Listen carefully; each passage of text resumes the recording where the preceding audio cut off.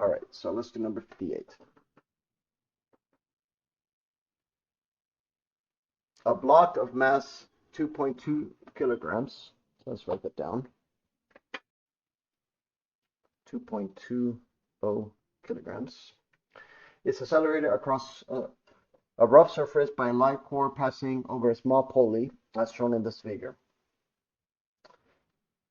The tension T of the cord is maintained by at 10 newtons, and the pulley is 0.1 meter above the top of the block. The coefficient of kinetic friction, so the block is moving, um, is 0.4. Determine the acceleration of the block and when. Okay. So this is going to be a hard problem to solve, but it's solvable. I'm going to just do the nothing more than the forces diagram. I'm just going to focus on this right here as opposed to this. So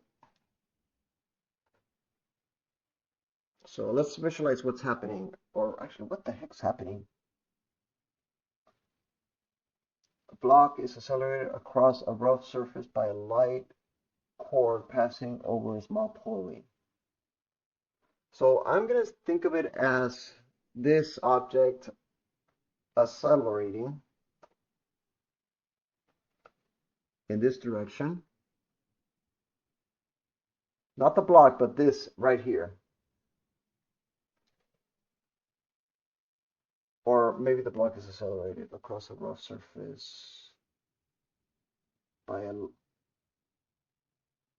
passing. Oh, I see. Okay, never mind. I think I know what's happening. Okay. So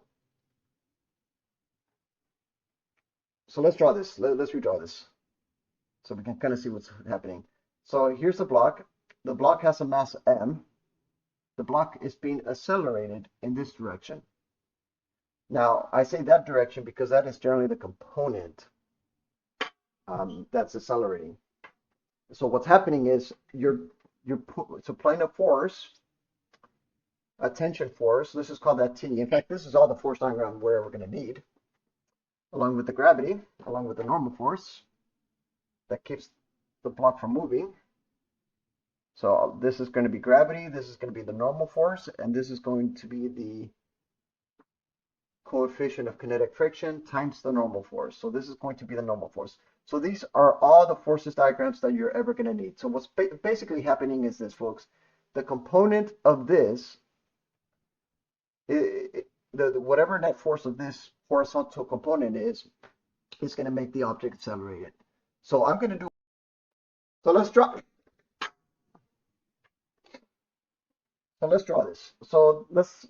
Let's sum up the forces in the x. Oh my god. There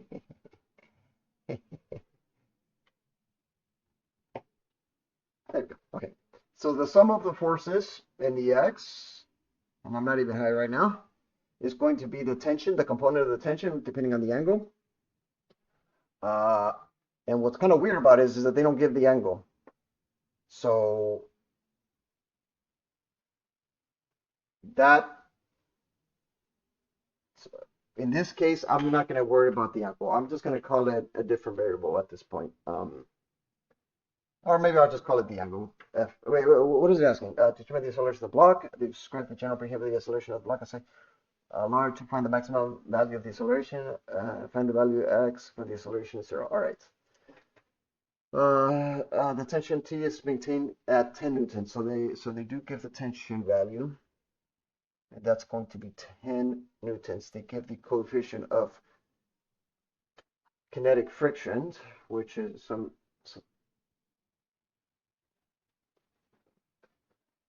so that's going to be 0.4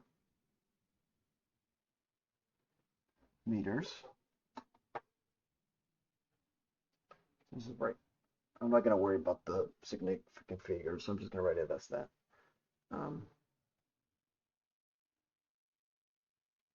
There you go. So the sum of the forces is going to be Tx, or I'm just going to write the component of Tx.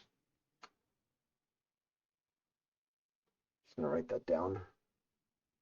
Minus, and by this logic, I'm defining Tx to be T cosine of theta. But I'm not, just to make the variables a little easier for me.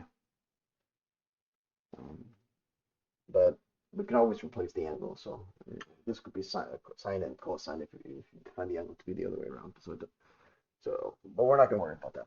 So Tx minus the coefficient of kinetic times the normal force equals NA. They don't give the value of the acceleration, do they? But they do give the distance, so that implies that this object's going to accelerate. So, the pulley is 0.1 meter above the top of the block. So that means that this whole thing right here, this whole thing is going to be 0.1 meters. So, and this is going to be A presuming that this is going to be the direction of the acceleration of A. All right, so the sum of the forces in the Y is going to be, I just want to get this out of the way so I can move on, is Ty plus the normal force minus mg equals 0. So that means that the normal force is going to be mg minus ty. So whatever gravity is, the more, if the block is maintained towards the ground, that's the normal force. This is going to be the normal force. So that means that you have the equation of Tx minus the coefficient times the normal force, which is going to be mg minus ty, equals ma. So this is already all the force diagrams for the acceleration. The only unknowns we have is Tx, Ty, or if you could combine them along with T, you could think of it in terms of just theta. And determine the acceleration when the x is 0.4. And I thought, oh, I see what this is. Okay, so they do imply the angle. Okay, so T cosine of theta minus the coefficient times mg minus T sine of theta, because that's going to be part of the normal force, equals ma. So once you have all the forces diagrams, once you have everything set up under Newton's laws of motion, then you basically have this equation, folks, right here. This is all you're gonna ever need. So notice that I am not rushing this. I'm thinking of this conceptually because they say that. So I'm just gonna draw my SOHCAHTOA to get that angle. Once you get that angle, you have everything else. And what are they asking for? So describe the general behavior of the acceleration. So I'm just gonna say that this is part A. I'm not even gonna describe it. You guys can work that out. Describe the general behavior as a block size where x is large. Determine the acceleration of the block is 0.4 meters. All right, so you're gonna have a fixed height of when the block. Okay, I'm just gonna do this because this is a weird ass question that they're asking. And I actually like this problem, but it's just the part A, part B, part C. It's just anyway. So this is going to be the height here is going to be 0.1 meters above the ground. So this is going to be meters, and the x here is just going to be x. And on part A, they define x to be a specific value. So the acceleration of the block is simply this. Once you have your Newton's laws, let me reorganize this.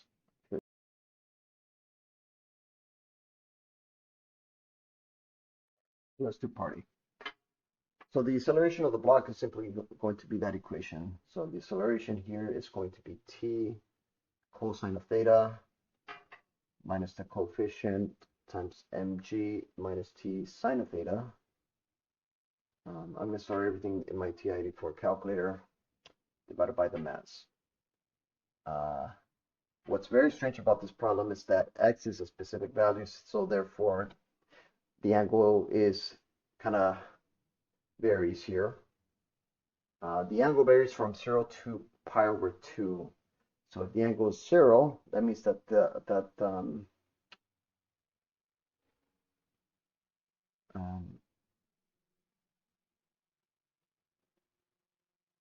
that makes sense. Okay, so if the angle is 0, then the acceleration is that. So find the maximum value of the acceleration. What's here the acceleration? Okay, so let's solve it. Okay, so if x here is going to be, let's say, 0.4 meters, that's just 10 inverse of 1/4, basically. So let me put that down. Got the angles, that's 14 degrees. So that means that theta here is going to be specifically 14.04 degrees. And once you plug it in there, you get the value. So you should get the acceleration as 0.931 meters per second square, presuming that I put everything in the calculator correctly. So this should be correct according to my interpretation. So describe the general behavior of the acceleration as the block size where x is large. So notice, folks, that this wasn't really hard for me to set up. It was just kind of, it was more of how to do the video and how to, because on the whiteboard it'd be much easier to just organize everything. And here it's just a little hard, but that's all right. So we found the value of the acceleration depending on what, on the x being the specific value at 0.4 meters. Now we're going to find, so here is at 0.4 meters. So that means that the angle here is going to be different. So the acceleration actually varies depending on x. That's basically what we're looking at on this problem. So you can't really find the motion of x. I don't know how the heck you even do that. You have to probably do some differential equations or something like that just to find that motion. But x varies depending on the tension that's being pulled and also the angle. So notice that the angle is the thing that's going to change on this particular problem. So this angle, this acceleration, I'm just going to pull the whole equation, is going to be t cosine of theta. I'm just going to write the whole thing. I'm not going to write the mg minus t sine of theta. And honestly, folks, just keep it as this. You don't have to like write the whole thing off at once. Just say that this value acceleration is depending on this angle. This angle is going to be that's changing, and that angle changes depending on arc tan inverse of 0.1x opposite or 0.1 divided by x. That's it. So just to make the units cancel, let's put the meter there. And that's it, folks. So arc tangent is going to be depending on this value, some function that's 1 over x. So what's arc tangent, or what's tangent in general? Tangent is going to be sine over cosine of theta. But you don't have to think of it like that, folks. Just think about it this way. You don't have to think about the function of tangent. Just think about what happens with this angle as x gets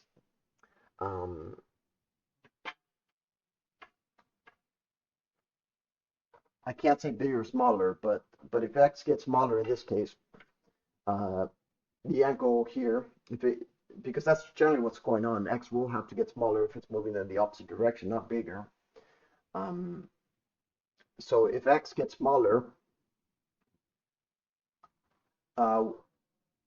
So I guess maybe you could put a negative value for the acceleration if you want to like put the motion in there if you really want to go that far, but you don't have to.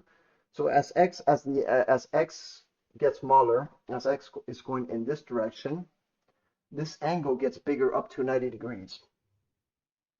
So this would be 0 sine of 0 over cosine of 0. That's infinity. No, that would be 1 over 0. So yeah, so this would be infinity. Not that it, you know. So that implies that at some point the acceleration is going to get really big, or maybe not. No. The angle gets 90 degrees. So from 0 to 90 degrees, this would be like mg minus t sine of minus t. I think you would have this case, maybe. And this would be 0. So you would have the acceleration that's going to be this.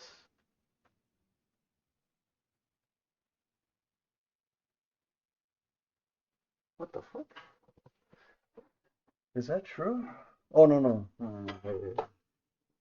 Hold on. At 90 degrees here, this would be 0. This would be,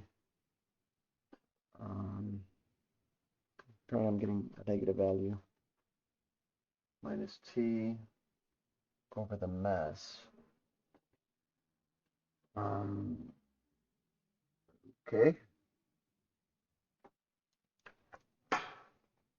Let me see. Mg minus the tension. Divided by the mass.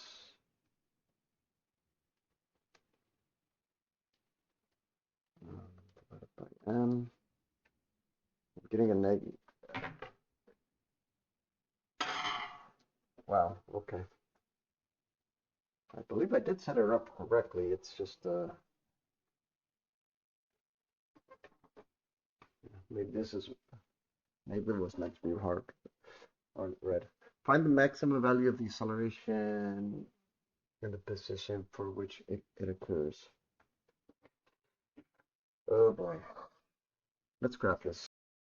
All right, so I just put this on the graph. So according to this, the graph is when x equals 0.4, 2.17.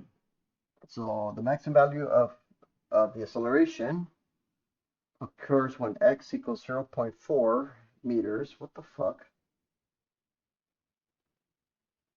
I don't think this is right, but I don't know. And so I guess this is 2.17 meters per second square. All right, part B. Find the values of x for which the acceleration is 0. All right, so I'm gonna guess that that's when x is infinity, or the limit as, if you want to write this down, at the limit of the acceleration when x approaches infinity, this value approaches 0. I think that's what they want. I am not sure if this is correct. I'm going to pull the solution manual. I tried solving this, and I believe I got at least one of them right, so I should at least, it's just, so if I got at least the part, if I got at least this one right, then that means that, the logic is sound. So the solution manual does not match. I'm not sure why.